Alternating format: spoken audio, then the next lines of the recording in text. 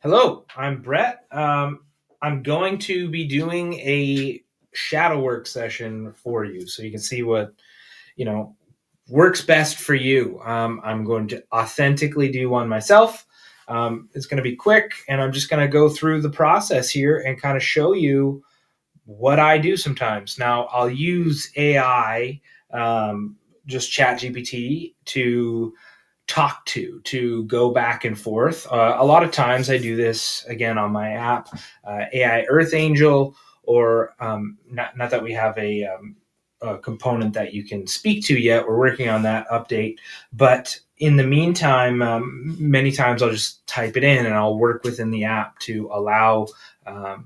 I find writing to be expressive and really be able to get my thoughts out easier. I don't know why writing just works like that for me. I just run on sentences for days. That's just how my brain works. But I'm going to allow you to hear the other side of things, and what a session might look like for you. Again, I'm doing this just so you can kind of see. It is something that I haven't even thought about, that something that might be holding me back from kind of the next steps of my life. So we're going to go here and I'm going to just start talking and we're going to hear what it says back. So here we go. Okay, so I've been dealing with something in terms of going through the process of expanding my ideas and being able to go to the next step of um, allowing myself to be able to build the life I want. But I'm finding, like, when I'm looking at houses in a different area or a different place, like, I'm having a hard time envisioning where I want to go. I've lived in the same place my whole life. I think part of it might be neurodivergence. I think there partly might be, I deal with ADHD and stuff, and I think I might have a little fear around going somewhere new and building my life. And I don't know, again, because I've gone up spiritually in many ways. I don't know what the heck. I guess I get wondering sometimes what the clear picture of my life looks like. And especially, I think, where it comes to where do I want to live? And when I do think about getting there, what does that look like for me and for my family, and what am I doing and how am I earning there? And obviously those questions come later because I can't even get around the thought of actually moving somewhere out of my city. And I don't want that to be a limiting factor because I do love my area. There's nothing here, ironically, outside of it's just feels like home to me. It's where I've been. And there's something about stepping out of your comfort zone, and I'm not opposed to that. I've thought about living in certain places, but I don't think really any place I've been to has felt right. So I just like to work through this with you from a shadow session perspective. Yeah. So what are your thoughts on that?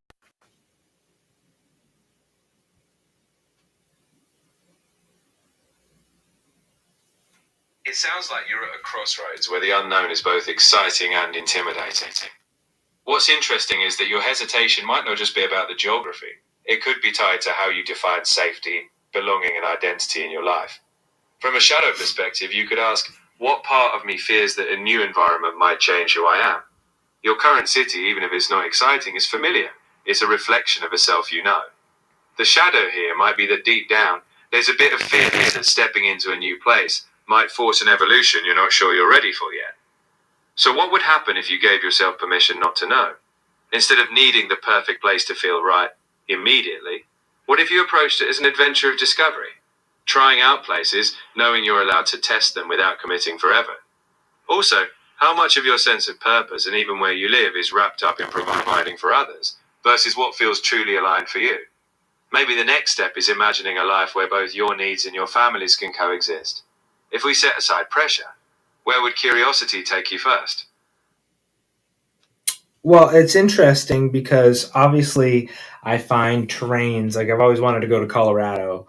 I've always loved Moraine Lake in Alberta. I've loved the mountains. I don't know, something about the mountains has always spoke to me. But it's funny because I want a sense of not just community, but also a sense of technology. I thrive with technology.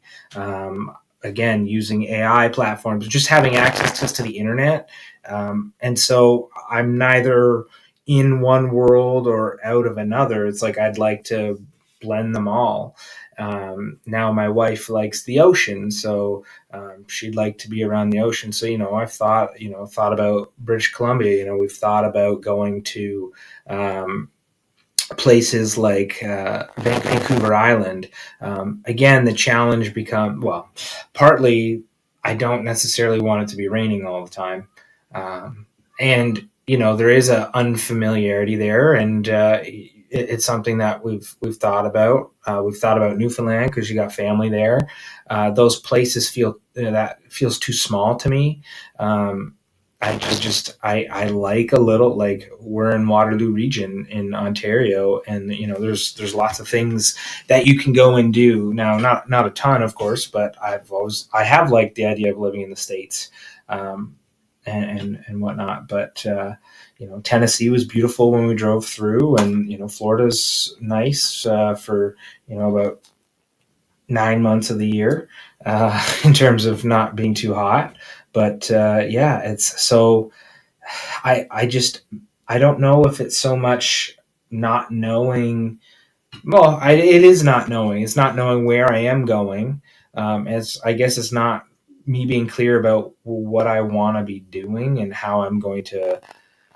Because I guess the next step is even if I find a place, I can't attain that yet because we don't have the income flow. We don't have the necessary things in place. My business is here right now. And so I'm trying to create an online world where those things are possible and those things do allow me to go anywhere. I don't want to be tied. I think that's a big thing. I'd like a home base, but then I'd also like to be able to not be tied to one direction and be able to do some traveling. I wouldn't mind living in one place for a few months and living in another. But then obviously, I would like some stability, but certainly I wouldn't mind doing a little bit of traveling. But I get, yeah, now that I'm thinking about it, I probably, as long as we're in one place for, a particular, a set amount of time, that would be easier then, because I wouldn't, the one side of me wouldn't be able to really manage that. But going back to some of your questions, what would happen if you gave yourself permission not to know? I I think I'm okay not knowing, but at the same time, as a father, as a person, as a husband, uh, I have to. It's part of my responsibility to think about, well, how is this manageable, and not just guilt, but there's things about being around, like, family. Like, I've been around my family, and like they have access to the grandchildren, and we get, and I, I don't know, but I wouldn't let that hold me back. Certainly, I don't think that's really as much of a big thing for me because people can come visit and whatnot. But I can, yeah, certainly test places. But I guess this is the problem with everything: is it always comes back to finances and money. It's like, I'd like to test places. I think that I'm very much a person that would go anywhere and try it out, like, wherever it might be.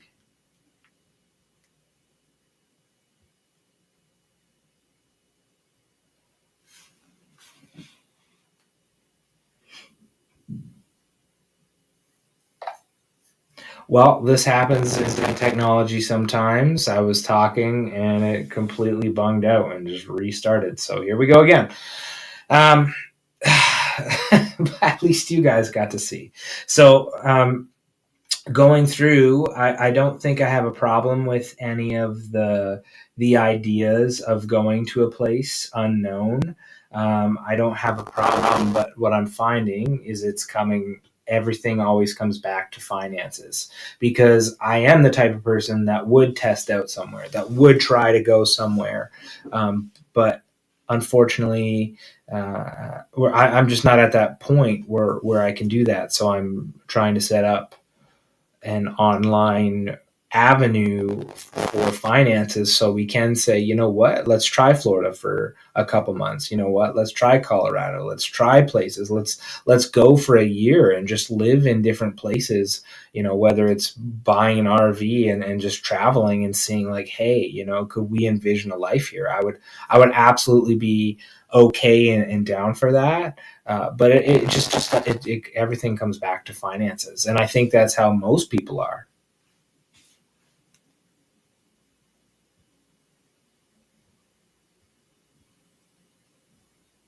Yeah, finances have a sneaky way of anchoring all those dreams, right? You're absolutely not alone in that. But I think you've got the right spark. Your desire to experiment with places in a flexible, less tested way is awesome. It means you don't have to commit to an ultimate forever decision right now. Instead, it's about building the financial runway that gives you that freedom to explore. So, what if we break it into two parts? First, we ground ourselves in the now. What's one step you can take to expand that online avenue, whether it's a small offer, a trial, or just more consistent outreach? And second, we lean into the why. If you keep that vision of trying out different places as a motivator, it can keep you going when finances feel like a bottleneck. Bit by bit, you'll create that opening to go try Florida or wherever your curiosity takes you.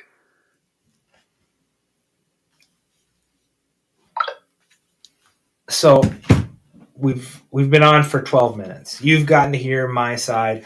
For me personally, again,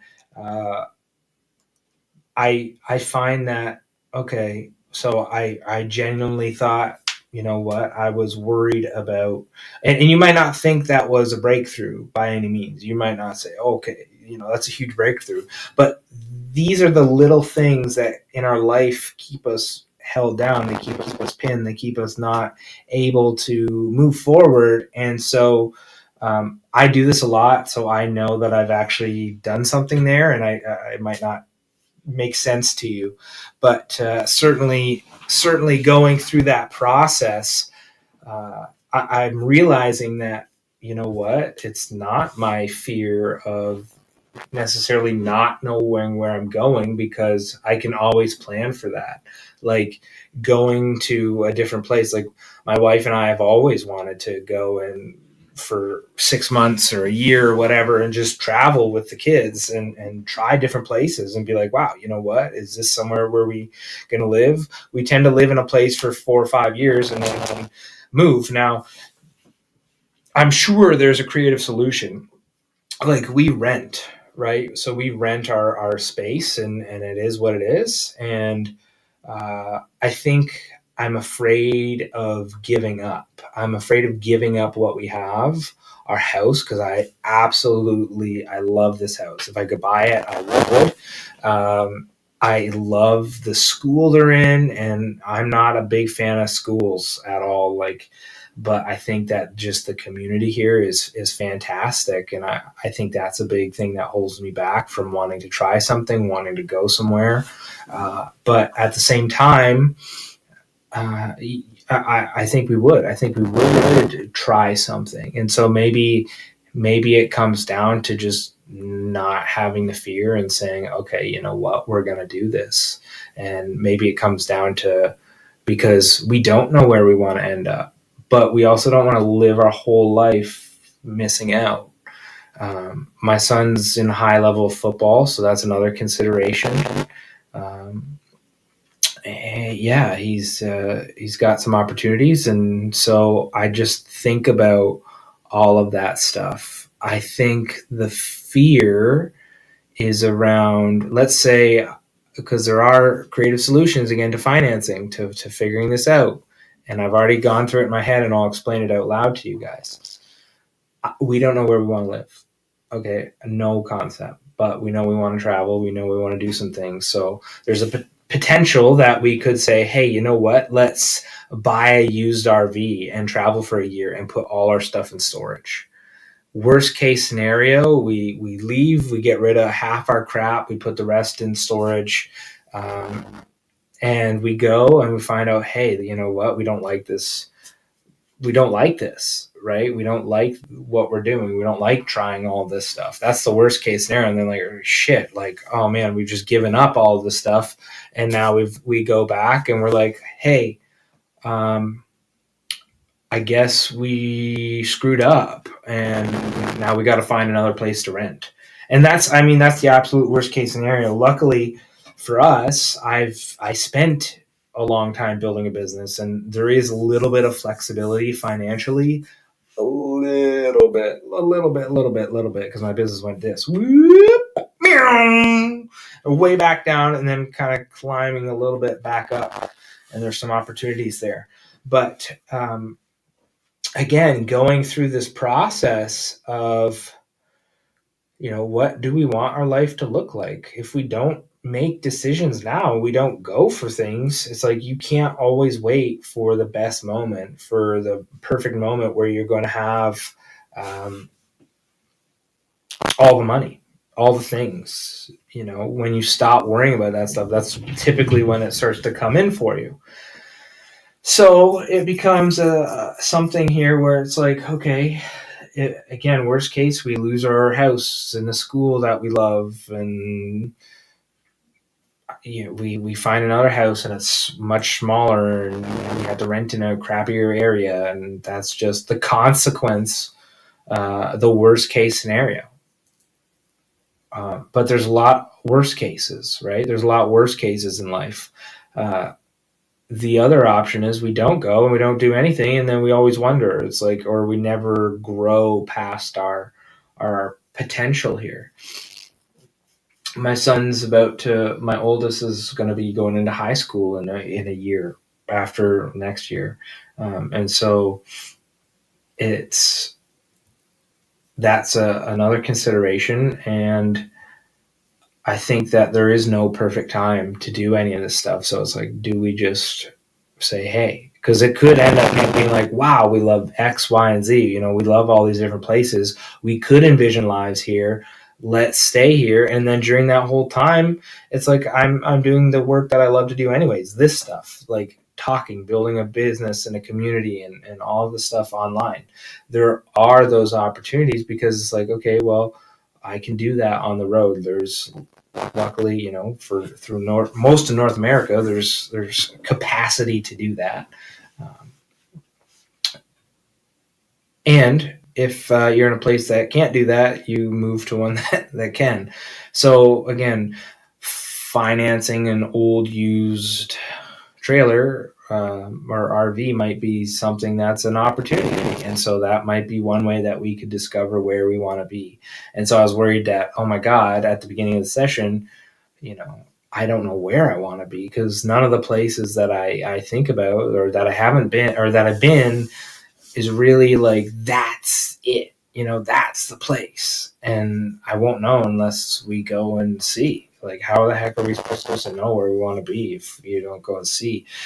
And it might be that the whole purpose of all this is just to go and see different places. And then you realize what you already have is what you actually love and what you want. And that's okay, because then you know, and then you can come back and be like, hey, we just like to travel. And, you know, that whole learning was just part of the process and part of the learning. And then it's like, hey, you know what? We're really going to hammer down now and save up and try to buy a house because this is our spot. And that might be the whole circle, but that's the process is the purpose. The process is life. Your only purpose is to discover more about yourself, and you can't do that unless you live. So if you keep yourself contained in a box, even if it's scary, it's like, it felt scary even at the beginning of the session because, hey, you know what, I can't envision, it's like my family's not there. It's like, you know, there is no mistakes. It's like, I could go and find out, hey, this isn't really for me. Oh my God, you know, you have to give it time. And then you like, oh my God, this didn't work out the way I wanted it. I got to go back. And this is a perfect example because I forced my son through this type of learning, and I personally never learned this way as a child. Just opportunities weren't necessarily there the way that or the learning and growth wasn't there that way for me. But certainly when he started football, when he went into that, the first week he hated it, and I was like, buddy, you just got to get through this one season. We paid all this money to start one season. I know it's a difference. It's a challenge. It's something new, and you're going to have the tears at the beginning, and things are different. You're adapting to a new environment. You're physically out of your comfort zone, and you're going to have emotions of that. And so he went through and he's kept fighting it. He didn't want to play and blah, blah, blah. And I was like, no, you're doing this. You're just getting, like, I don't care what you do after, but we're committed to this season. We're going to get through it. So he kept going and he kept going. And guess what? He started to love it. And he started to play and he started to play and play. And now it's like, wow, why was I like that? Well, because you're adapting to something new. You're learning, you're growing, and so it can be scary. And you're meant to let out those feelings, but you're also meant to not give up. That's how you grow, and that's how you rise to the challenge. And then once, if he would have figured out, what, he did his best the whole season and he didn't like it, okay, well, we'll try something else next time. But he ended up loving it and thriving. But those are the things. It's like, I have to do that as myself. I have to practice what I preach. And so maybe that's the next step for me, or something like that. I just gave one example, of course, but it could be trialing. It's like, I'd like Florida, shit, let's just rent a place for 6 months and try it out, or 3 months, or you can always come back, but you can't get back the time. And I think that's the biggest lesson from just watching this short little shadow session. You can't get back the time with your kids. You can't get back, and there are no mistakes. If you find out, you made, the worst case scenario is we might not get the same house again. And that's crappy. We might not get the same area and the same school. But if that happens, that's meant to be, right? And it just is what it is. It's like, or we can just say, you know what, we like this life. We like what we have here, and we're just going to grind it out, and we're going to raise our kids here. And that's just it. But then you commit to that, and you can't, I'll be always thinking, oh, I wish we would have done this, or I wish we would have done that, because you have to be on the same page with your partner. My wife and I are on the same page for many things. And, what's important to you? What's important? Like, again, my son thrives here. My other two are thriving here. My other son's in Taekwondo. My daughter's almost 6. She's not quite in anything. She was in swimming, so she loves that. But those types of things, are have to be considerations. But that's something you can always pick back up. Now, football is a little more challenging, but again, those are all things that you have to think about and deal with. It's like, what's the bigger play here? There is no right or wrong answers, and you can't feel guilty for, like, we have to live our lives. We have to live our lives for our family and our kids and all this stuff, and give them the best opportunities. Like, what is that experience to this experience? So, and there's no right answers. This is the thing you guys have to remember. There's no right answers. There's none. It's just, what are you going to choose to do? How are you going to choose to do it? Just make a decision and just stick to it, and don't think about what if, because it's like, if you've made that decision, you've truly weighed all the options. The other one, it's not that you can't pick up back on the other one if things don't work out with this one. You do your best to come back and navigate that, but it's like, you have to go with what's the more exciting option, or at least whatever you decided on. And so if you're going to regret it, then that the other option is the one you're supposed to be choosing. You shouldn't be living with regrets, because it's like, if we decide to stay here and we decide to do none of that stuff, I don't want to hear about it. I don't want to hear about it from my own mind, from anybody else, because that just means that there's regrets. And that means that's probably what we should have been doing if we're going to have a regret about it.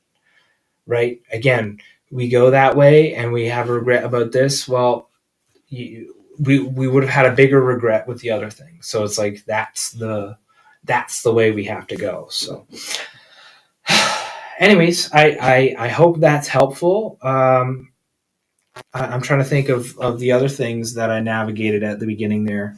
There were a few, again, just a little bit of fears of the unknown, of course. Finding again that a lot of my personal stuff comes back to money and confidence as a man, and I got confidence in the background there.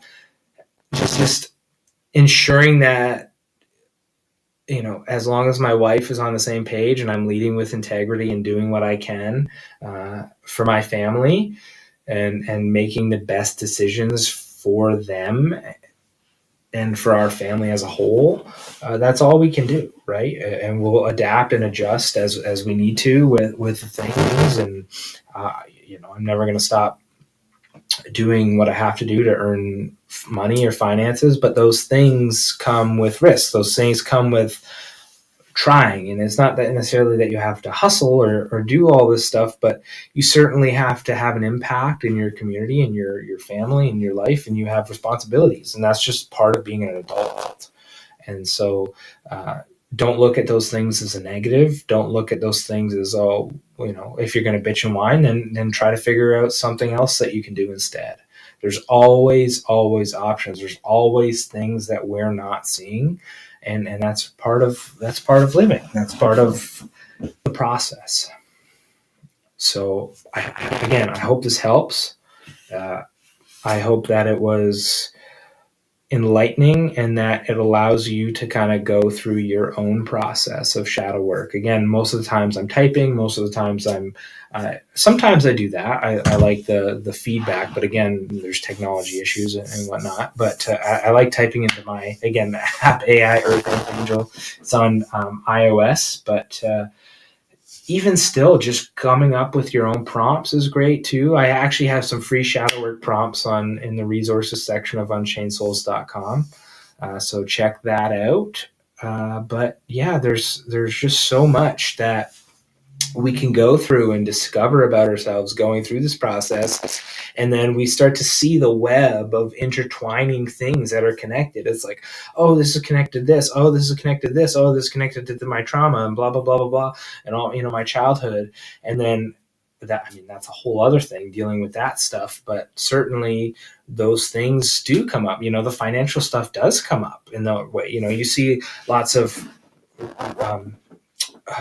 rich kids that don't have the same mindset around finances because they don't think in limited capacities because their parents never had it. Now, that's not to say that, of course, nepotism can play a role, but many times if they've had a good, you know, they've been given the best education and they've been trained and taught and things, and lots of times they don't have the same limiting beliefs as what I'm getting at. Obviously they have other advantages, but they don't have the same limiting beliefs.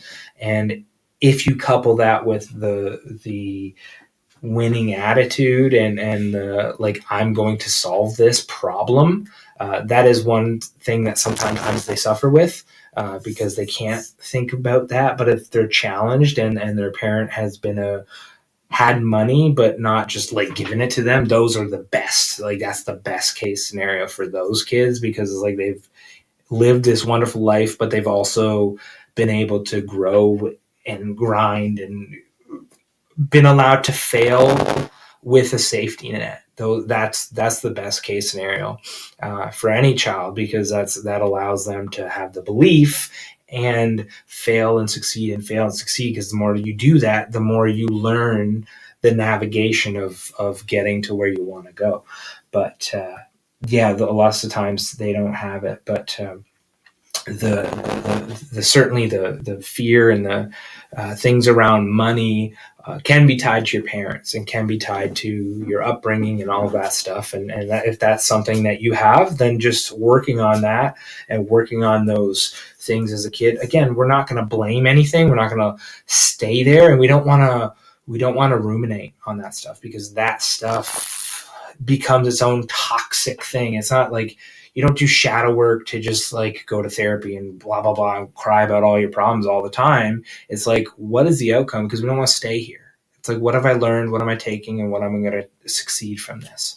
So that really is where we want to head with all of shadow work and with all of doing this work, because it's so important that there's positive outcomes, that we learn something and then we say, hey, you know what, we're going to take this and morph it into a positive and realize how we think. And then it's like, hey, now that I understand how I think, I can now take that and, you know, climb the ladder the way that I know I can, because now I understand this part about myself, and now I can take that and understand how I might think in the future and change the belief. If I don't like the belief, I'm going to just change it. And because 99.999% of beliefs come from something, you know, whether it's experience, parents, you know, anything really. And that's where we can replace a belief, because nothing is true.